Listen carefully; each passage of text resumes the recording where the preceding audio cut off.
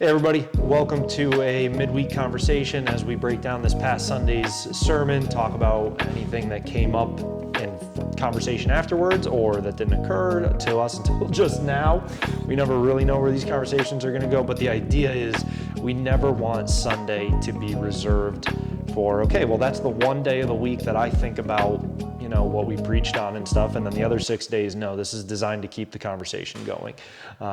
So this past Sunday, we had a really fun celebration Sunday. We got to do a child dedication. We got to welcome new members. We got to do an installation of a new associate pastor, and we were preaching on 1 Chronicles 29 and looking at what we learned from Scripture. Everything should come back to Scripture. What do we learn from Scripture about installing new leadership, especially new young leadership? What's the call on that young leader? What's the call on the people? What's the call on the fellow leadership? And so I love how you see, like Ecclesiastes says, there's nothing new under the sun. It's not like this is the first time in the history of God's people that there's been a new young leader. And so I love that we can go back to Scripture and see what's laid out there for us. So now that you're officially installed, what you got for us? Any questions, any comments, any thoughts? Yeah, I have a few questions, Okay. but I'll start with one that's more related to the sermon. So as church members, because we had new members, and as people to be pastored, would you say, or how important would you say it is that we actually understand the workings of the church? Because I feel like a lot of people might have been kind of surprised by a sermon that is really focused on, okay, this is leadership and pastoring and more on the Like the church. praxology? Yeah. Okay, so all right, I'm going to use look, vocab words have a place, right? Because it allows you to concisely state something, so I'll explain. So you're getting at how important is it to understand the praxology of the ecclesiology? Yes. Okay.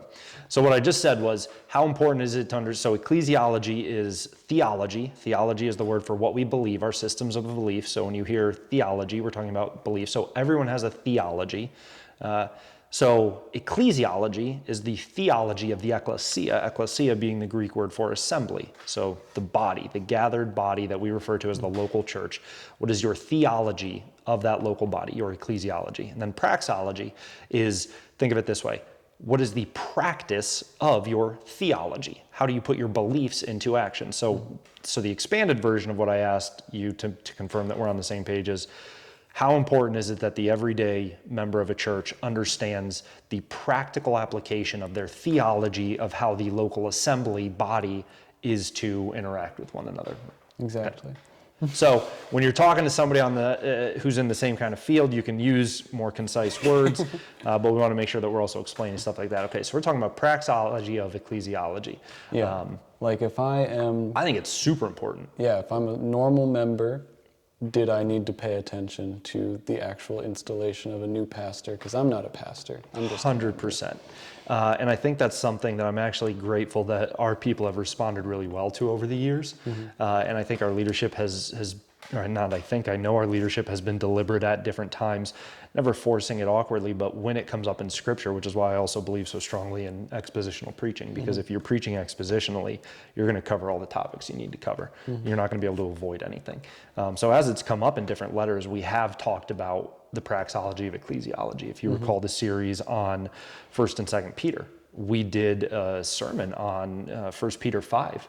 1 and 2, where he calls the overseers and the elders to shepherd. And so we looked at, okay, what does this word overseer mean? What does this word elder mean? What does this word shepherd mean? And we studied that in depth, and we said, okay, that's why you see that then as the model of church leadership. When we did Joshua, we looked at the plurality of leadership. When we get to Exodus 18, we're going to look at the plurality of leadership.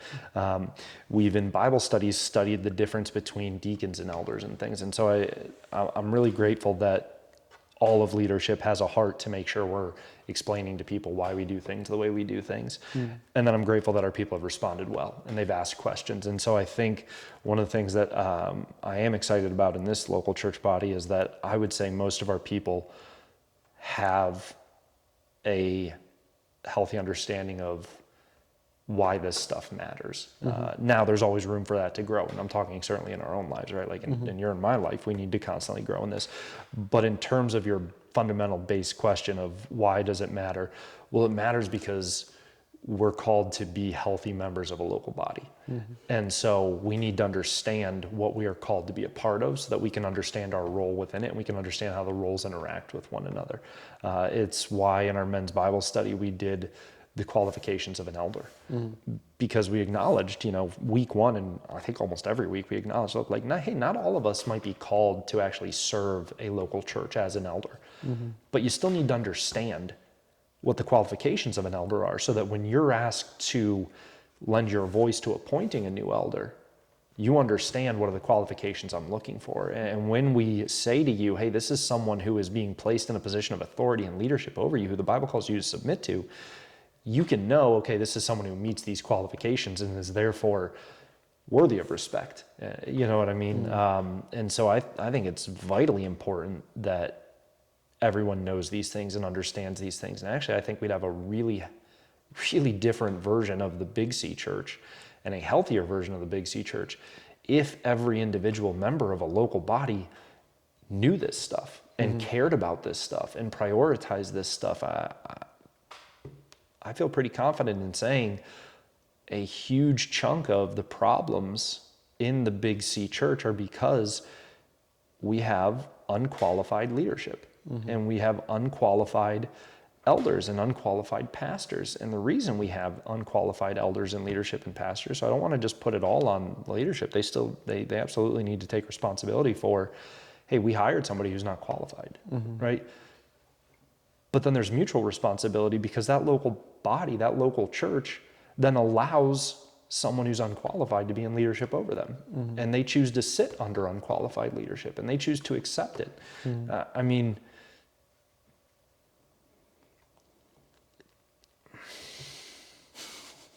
I'm really trying not to name drop.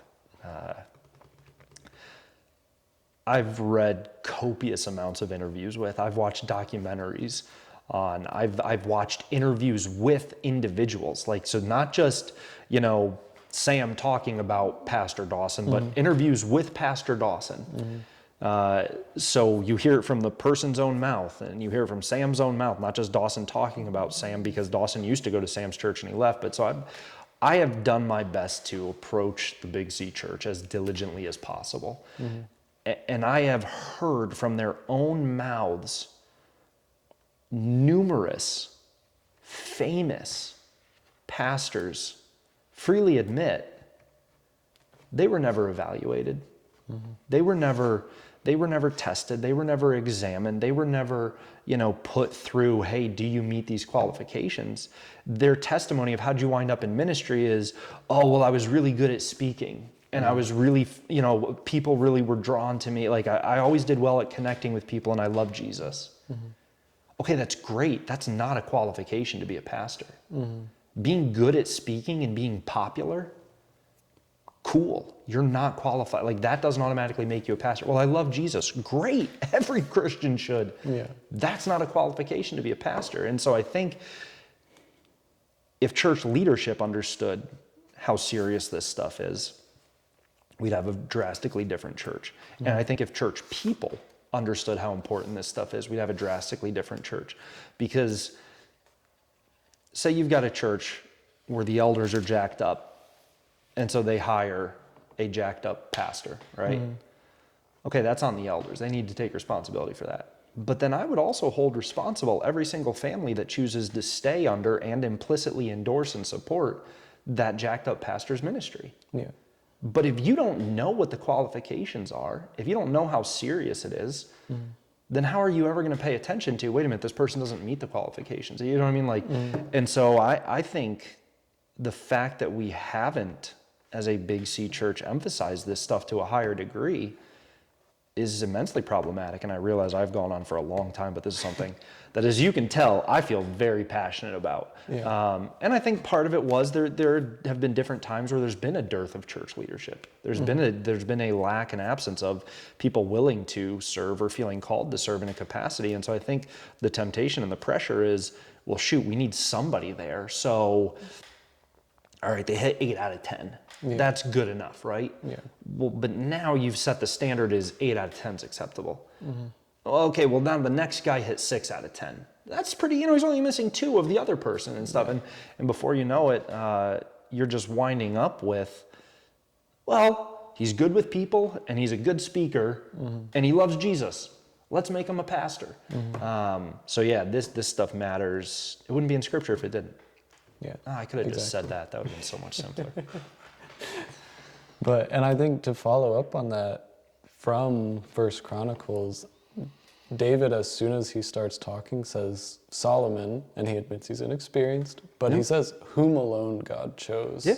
And it reminds me of 2 Peter, when Peter tells the people to test their election and to test their calling. And I think that for us, doing things like this, we are testing, and we are showing, as a church body, we have tested, they are called, we can declare them capable of this.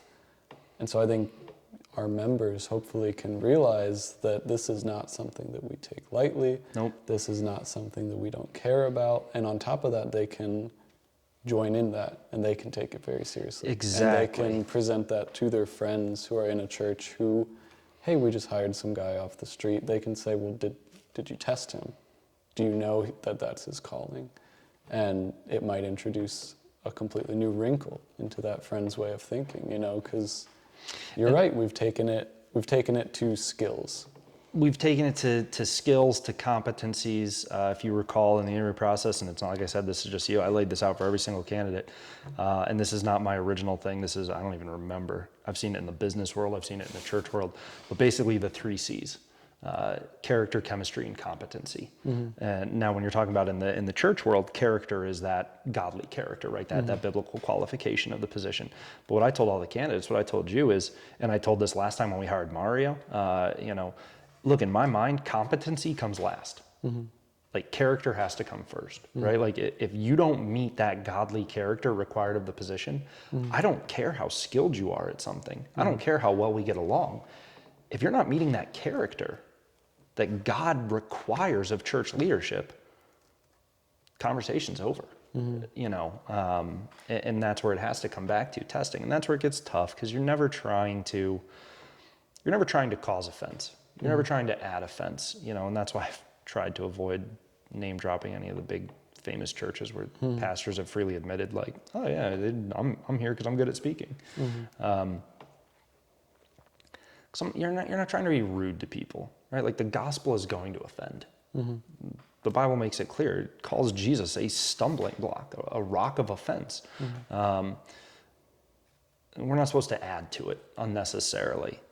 And so it's that question of, okay, do we as believers take ownership of this? So whether we're here, whether we're at another church or job, wherever we are we aware of the biblical standards?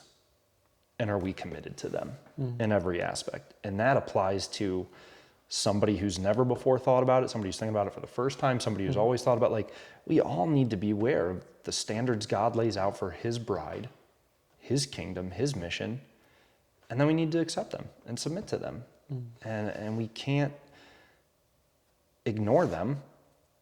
And I think one of the reasons we ignore them is because we're just not aware of them. And so if we can draw the awareness up to a biblical level, well, then we can eliminate the excuse of, well, I didn't know those were the standards. No, you knew those were the standards. So now we have to address the question of, why do you choose to reject the standards? But the if they don't people know in the them, passage see David and the elders giving to the temple first. They weren't aware of the standard of giving before they stepped up and did it. And so it has to be, we have to take it seriously. Leadership's got to go first. And we have to expect other people to take it seriously. And I think that if we do that, we will sharpen each other, and it will be mutually beneficial.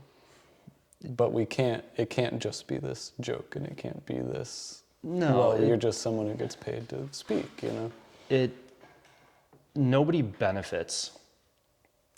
Nobody in the church benefits by lowering the standards. Nobody. Like,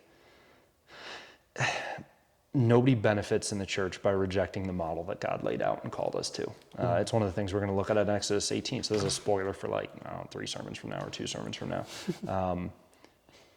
Nobody benefits when there's not a plurality of leadership. Like Moses' father-in-law is like, yeah, just you doing this by yourself is not good for anyone. Like you or the people. You'll get burnt out, and the people will suffer. And like, so when we ignore what God has established in His Word, we're not doing anybody any favors. So maybe in the short term, it looks like we are, right? Like, oh shoot, we need a youth pastor. We need somebody to run this. We don't have anybody who's qualified. So quick, shove someone in there who's not, and that'll buy us 2 or 3 years, right? So maybe it looks like a short-term gain, but I don't think it is. And I know for a fact it's not a long-term gain, right? Like it's just, it's problematic. Yeah, this is something I get fired up about. Yeah, I think we can shelve the other question because I think it got answered. Oh, okay, good. So, cool. Yeah, 1 Chronicles 29, really cool passage. And another reason why I love 1 Chronicles 29 is because it once again reinforces and shows that all of Scripture is breathed out by God and useful and profitable for the church. The church is not just a New Testament concept. God's people as a assembled body with leadership, with direction, with purpose, with standards. It's from the start. And so I love any time that we can show the New Testament and the Old Testament in beautiful harmony, because that's how God wrote it. Yeah. Sweet. Yeah, I got nothing. All right. Hey, thanks so much for joining us. If you have any questions, if you have any comments on 1 Chronicles 29 about this topic in general, we'd love to continue the conversation. Reach out to us, send us a message, leave a comment. Otherwise, we'll see you Sunday. Hey everyone, Pastor Sam. Thanks so much for joining us on a midweek conversation. We hope it challenged you, encouraged you, kept this past Sunday's message at the front of our hearts and minds throughout the week. As always, if you have questions or comments you'd like us to discuss, please let us know. Otherwise, you can find more content like this here on our channel. Make sure you subscribe to stay up to date, and we'll see you next time.